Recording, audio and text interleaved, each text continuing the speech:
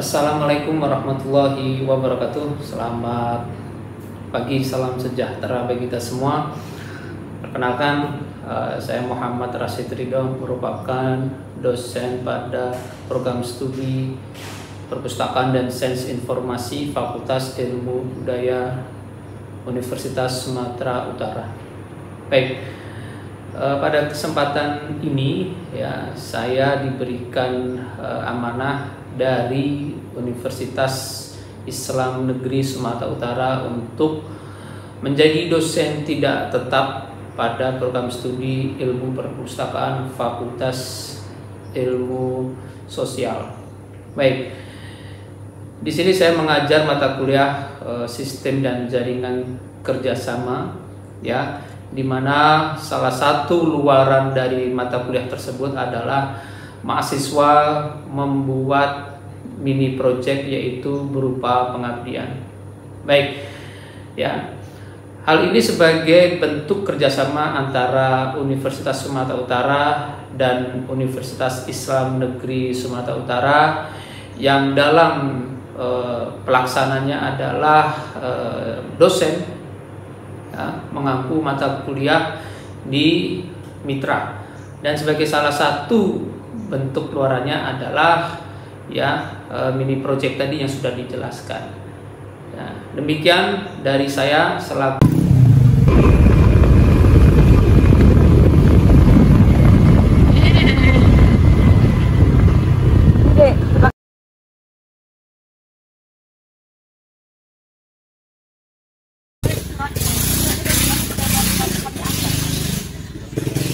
lembaran kedua. Ya kan? Syum. Masuklah aku. Masuk sini.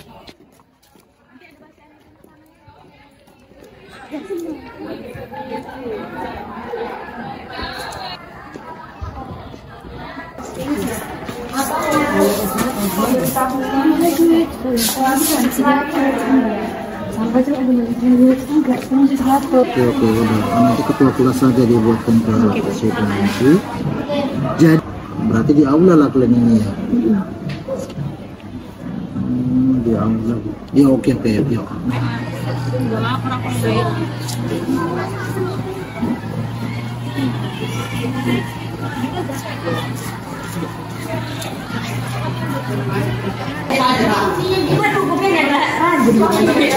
Mas, kita mana?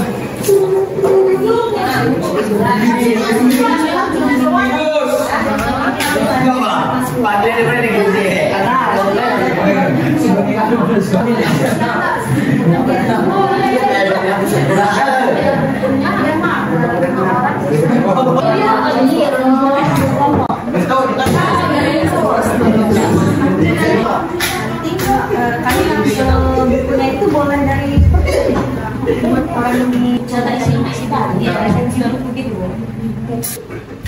Mau aja nggak sih yang itu lebih pada buku ini. Tapi kalau ini baca ini kan dulu saat apa di sini orang aja.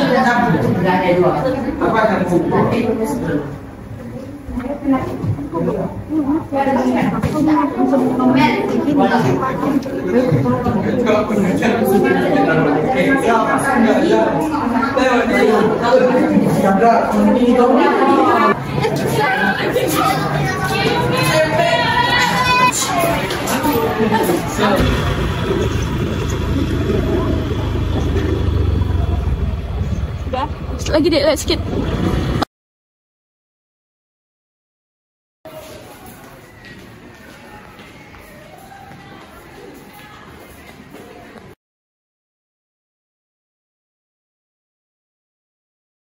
Pak HTR masih rapat di ruang apa itu Pak? Aula. Sudah selesai. Sudah selesai. Ya, karena media belum masuk.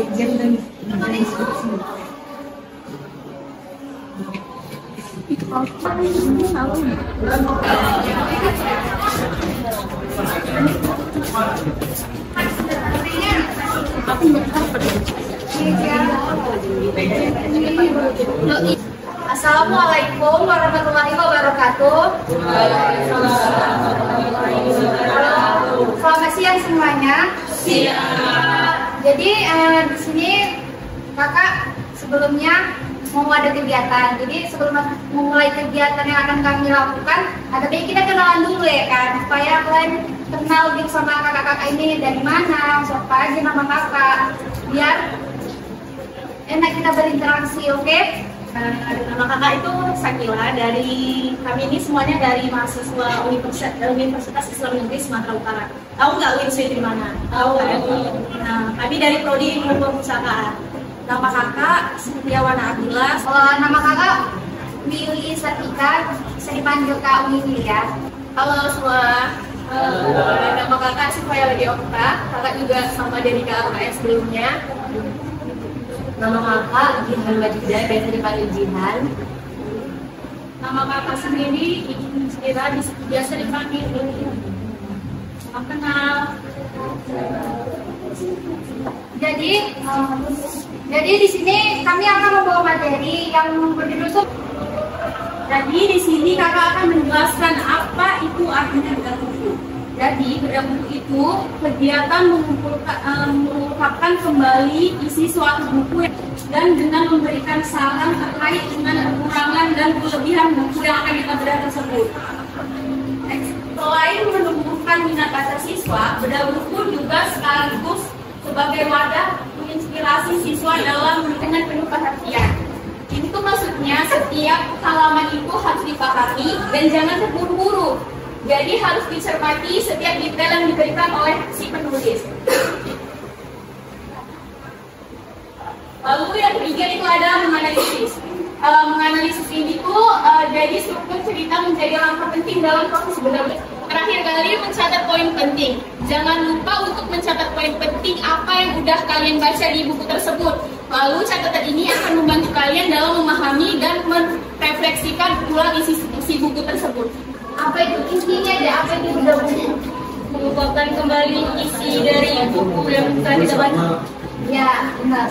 Jadi bedah buku itu sama dengan kayak meresensi buku gitu. Kita tuh membaca buku, begitu mencari gitu kesimpulan dari buku itu.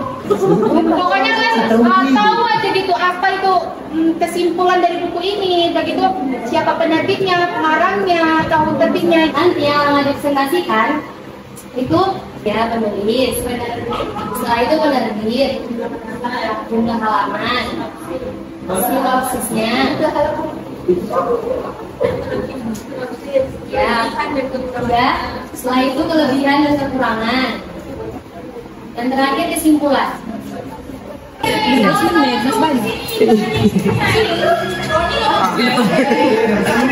Udah habis.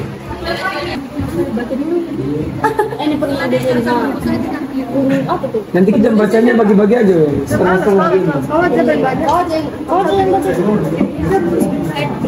Ngengkret lah aku banyak banget. Bawa setengah-setengah. Dia gabungan otak gitu ya. Pendahuluan si Babayan sebagai cerita rakyat. Jawa Barat. Jadi Jawa Barat kayak Bacanya dalam hati aja. nah, bercepat. Bisa sih kok pakai gitu. Iya. Presentasikan. Kita buatin. Mang buat dia mang. Ayo cepat-cepat jangan. Gimana? Ada kesimpulannya. Tahu apa kesimpulannya? Baca Saya halaman dulu. Kayaknya nanti di buku kalau Takut lagi benar. Kan cari kayak misalnya kelebihan buku ini tuh apa, misalnya sampulnya bagus, dari covernya menarik. Oh dari itu ini.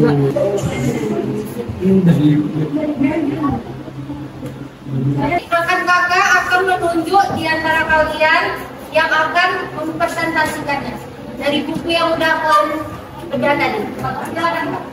Dari kelompok satu ya? Dari kelompok satu perwakilan satu orang. Jangan tunjuk aja Kak.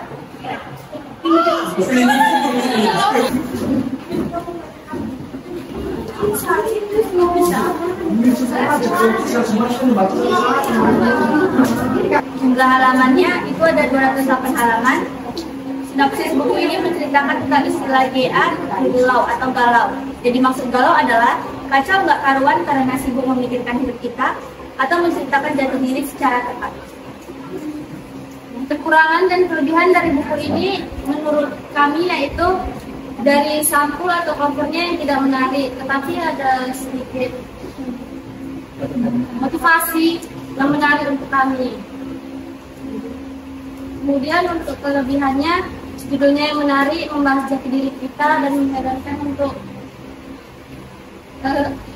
kami di kalangan anak-anak muda. Kesimpulannya akan dibacakan oleh rekan juga. Ya, dibacakan oleh moderator. Sebagaimana dari kita mungkin galau saat menjalani masa mudamu. Kalau galau karena nggak ada yang ngertiin kita, atau galau karena nggak bisa nentuin cita-cita kita. Kalau dari kami sih galau karena masa depan sih. Hari ini, hari gini suka galau tuh sebenarnya nggak banget loh. Nah, buat lo yang masih suka galau, coba deh baca buku ini.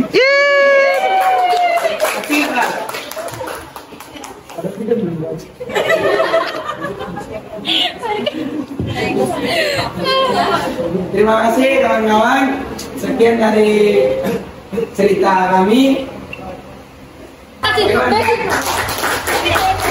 Sekian dan terima kasih.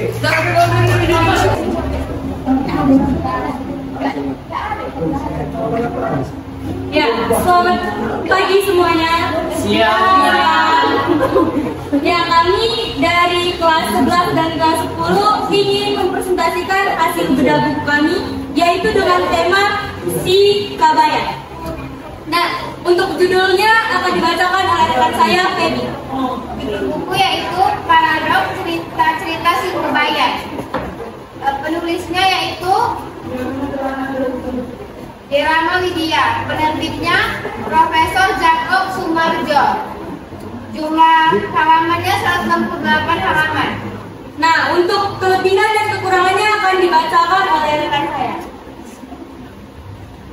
Kelebihan dari buku ini yaitu memiliki cover yang menarik, namun dalam ceritanya mungkin belum bisa dipahami. Dan kekurangannya dalam buku ini, semua yang gambar dan konsep-konsep yang terdapat dalam buku ini mungkin belum bisa kita pahami karena kurang jelas. Nah, untuk sinopsisnya akan dibacakan oleh Junaidi.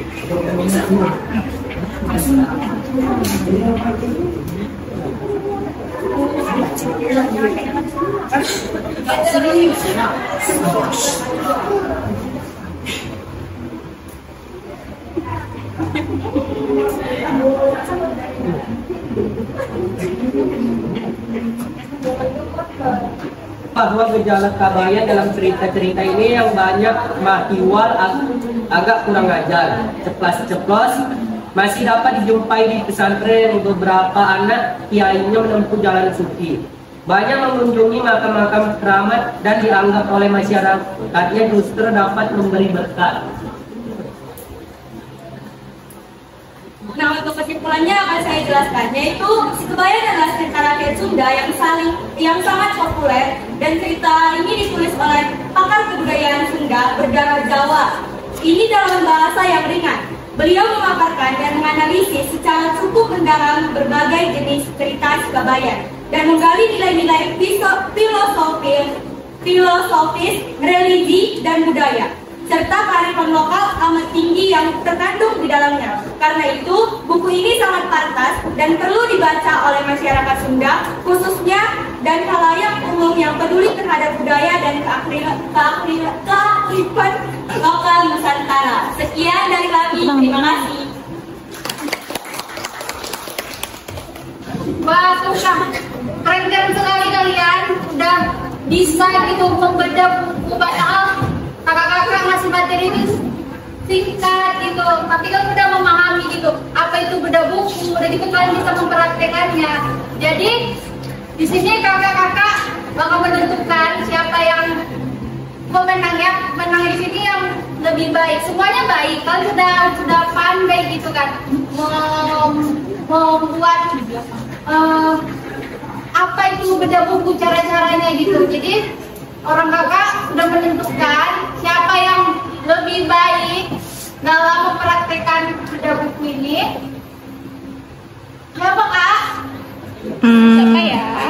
ya?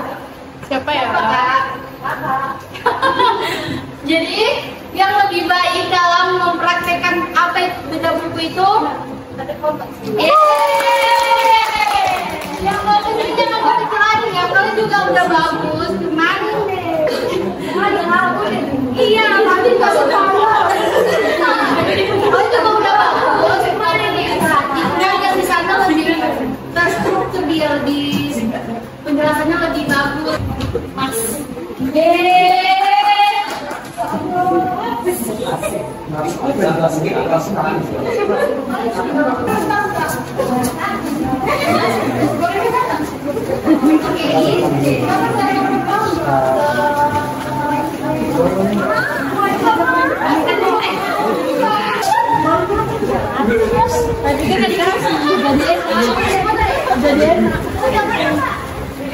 Satu lagi salam literasi, ayo membaca.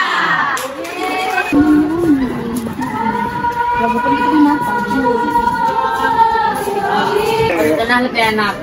Ya, bijak lah, ngomong gue deh.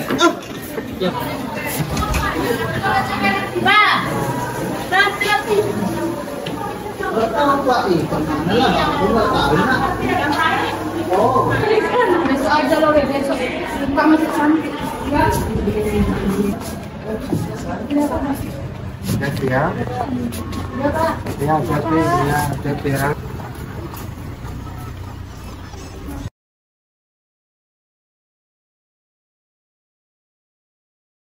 Kepada Bapak Guru kita beri salam.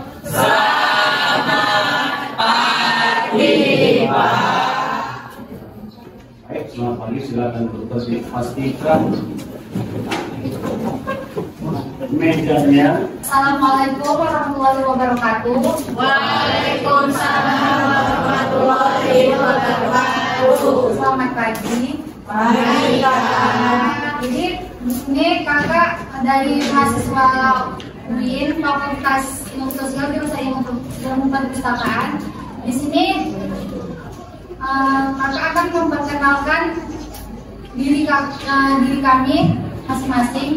Kakak sendiri bernama Lili Sartika, sekolah Banjar Lili, dan rekan kakak Nama kakak Sakila, salam kenal semuanya. Nama Kak Jihan. Halo semua, kenalkan nama kak Siva. Perkenalkan nama kakak Santia. Perkenalkan nama kakak Dini Mustira, biasa dipanggil Dini. Jadi di sini kakak akan membuat pelatihan penggunaan sport dalam pembuatan makalah dan pengenalan ide. Sebelumnya kalian pernah buat makalah nggak? Tahu cara buatnya gimana? Jadi itu pernah mendengar kata menilai nggak? Iya, belum. Jadi di sini kakak akan menjelaskan cara pembuatan makalah yang baik dan benar dan mengasih pengenalan tentang menilai untuk kalian semua. Selanjutnya akan dibawakan oleh Kak akan menjelaskan apa itu tentang makalah. Baik, di sini kakak akan menjelaskan apa itu Kamus Besar Bahasa Indonesia. Makalah adalah karya tulis pelajar atau mahasiswa sebagai laporan pelaksanaan tugas. Itu format tulisan makalah. Biasanya kalau kita buat makalah, tulisannya itu tipenya Times New Roman. Terus ukurannya ini dia 1,5 gitu. Jadi kalau misalnya dia mau buat makalah, tulisannya itu harus Times New Roman dan ukurannya itu 1,5.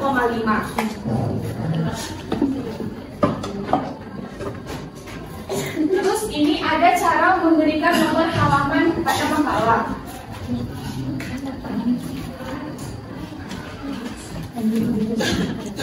Nah, kita akan baca insert kan. Nanti waktu pas adik-adik buat nomor dalam makalah, adik-adik klik dulu ini insert, page insert. Lalu nanti ada bacaan ini F of page. Nanti adik-adik klik itu, baru adik-adik bisa pilih formatnya ini. Cara menyisipkan gambar itu tetap sama, tetap kita klik menu insert. Setiap itu klik tanda dan bacaan teacher, baru nanti setelah itu ya seperti itu aja.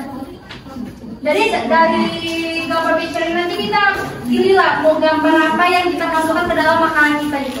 Itu bisa dalam pembuatan cover. Biasanya kalau pembuatan cover itu kan harus ada kayak logo dari sekolah kita gitu kan. Jadi cara masuknya itu dari cara mengisikan cover itu di klik insert, baru pilih opsi yang bacaan picture gitu. Oke, selanjutnya akan dijelaskan sama membuat tabel dalam kolom makalah. Jadi kita tinggal pilih aja bacaan insert di sini, lalu tinggal ketik aja tabel yang mau dibuat. Misalkan 3 ke kiri, ke bawahnya 5, itu juga bisa. Selanjutnya, jadi dek dalam pembuatan makalah dia itu kan setelah kata pengantar, terus daftar isi, dia tuh terdapat bab 1 pendahuluan, kemudian pembahasan, dan bab 3 penutup.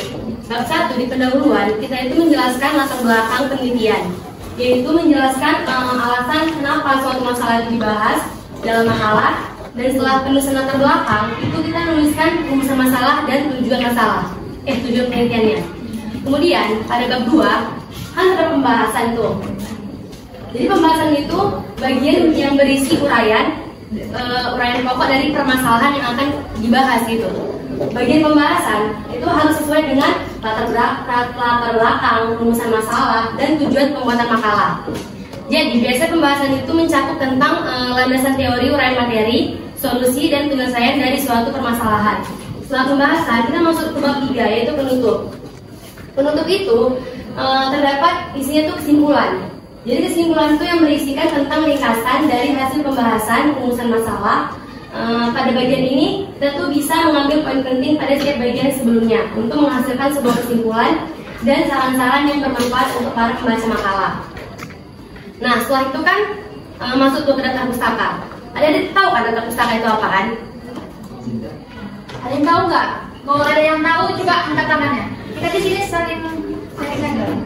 Selama ini makalah pakai daftar pustaka nggak? Biasanya kayak di daftar pustaka kemarin kami ini dari mana kami dapat sumber gambar atau iya, daftar pustaka itu berisi berbagai referensi kan atau sumber yang digunakan dalam makalah.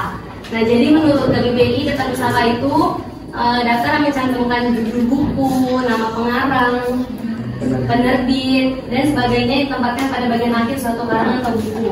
Jadi sebelumnya kamu nanya, kalian buat daftar pustaka itu gimana? Berarti cuma ngambil sumber dari mana? Jadi kalau misalnya itu dari Google, cuma klik mau copy link dari Google itu loh? Ya, link dari Google itu kami tagging biasanya sama misalnya kalau kami nyari dari buku PKN, kami tulis di PKN halaman segini. Oh, jadi kalian pada daftar pustaka seperti itu. Padahal dek, daftar pustaka itu cara buatnya lebih gitu dek, harus mencantumkan nama pengarang, jumlah. Misalnya kalian mengutipnya itu dari Google, itu bukan dari Google ya dek, bukan.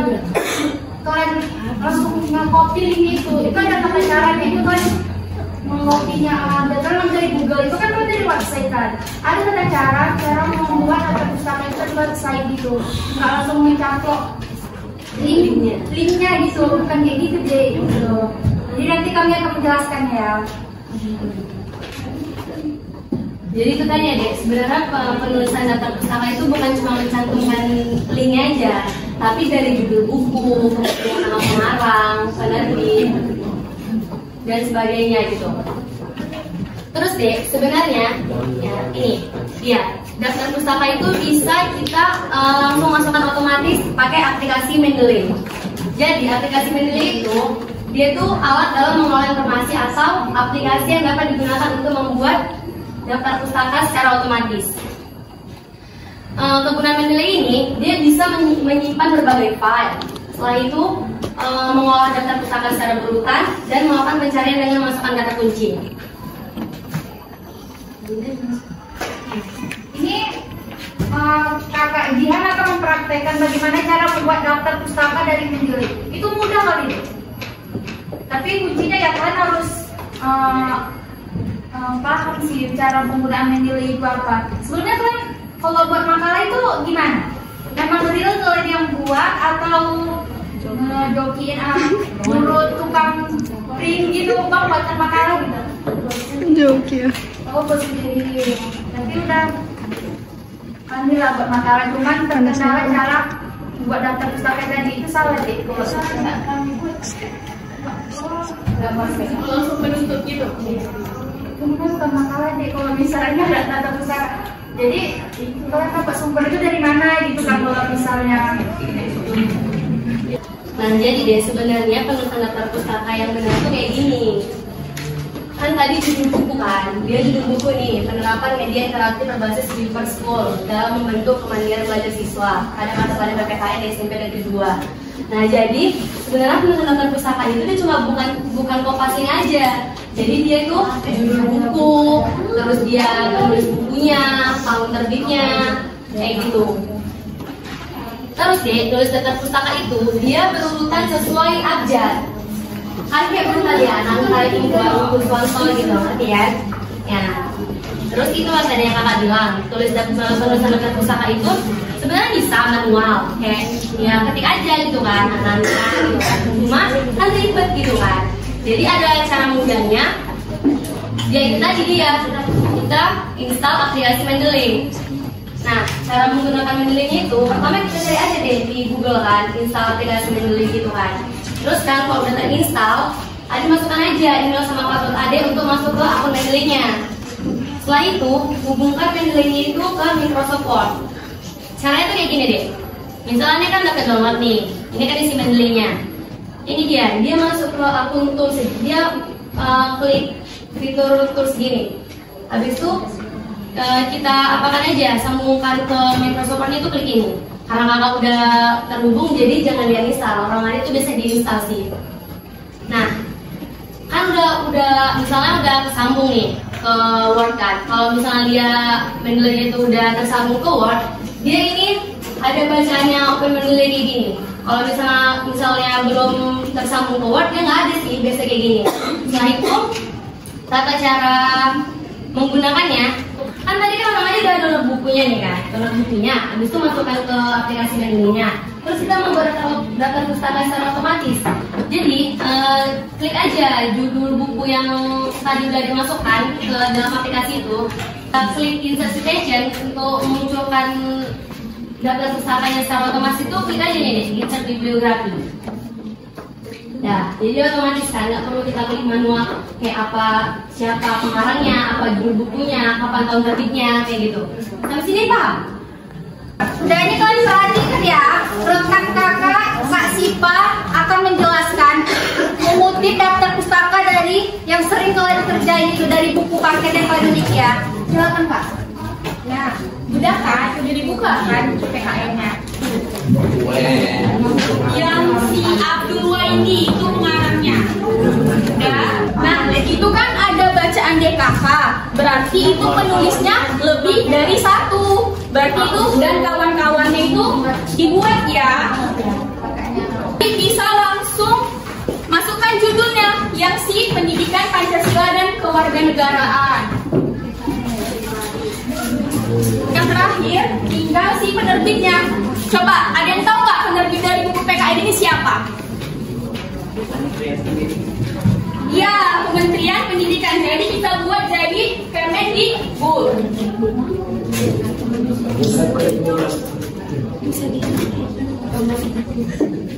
Kayak gini ada cara buat daftar pustaka kalau misalnya adik-adik ngambil dari buku. Ini ada 6 pertanyaan yang dapat jawab dengan benar, nanti kasih sedikit snack ya. Pertanyaannya, gimana sih cara masukkan gambar ke dalam makalah? Dede? Masukkan gambar ke Iya, boleh.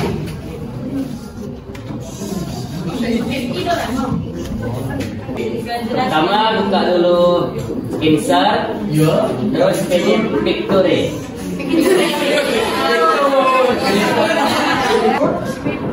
Siapa yang tahu cara ngasih nomor halaman pada makalah? Enggak, dipraktekin di sini langsung. Kalau salah nggak apa-apa. Kalau salah tetap dapat. Kita harus belajar gitu. Kan tadi loh dari awal kita sharing-sharing aja gitu. Orang-orang juga harus belajarnya. Belajar kita.